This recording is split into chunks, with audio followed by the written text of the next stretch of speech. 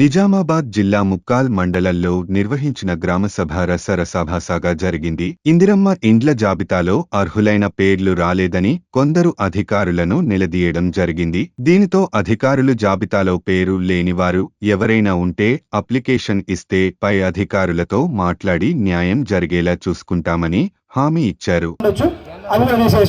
దాంట్లో ఒక 18 గుంటలు పోయింది. 18 గుంటలు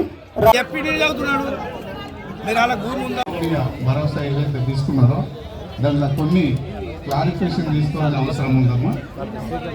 ఇందులో ముఖ్యంగా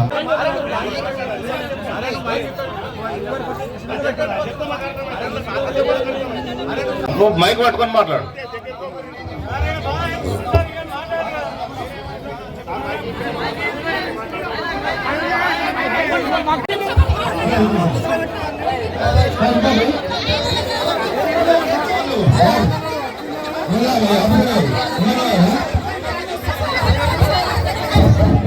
ప్రదీప్ కుమార్, లోక వెంకటి, కోమటిరెడ్డి గంగారెడ్డి, నేర ప్రవీణ్, నాందేడపు దిలీప్, తురుము వికాస్, గద్దల విజయ్ కుమార్, గైని అనిల్, గద్దల జీవన్, గద్దల భూమా, మేకల హనుమంతు, కల్లు అనిల్. మరిన్ని అప్డేట్స్ కోసం మా ఛానల్ని సబ్స్క్రైబ్ చేయండి.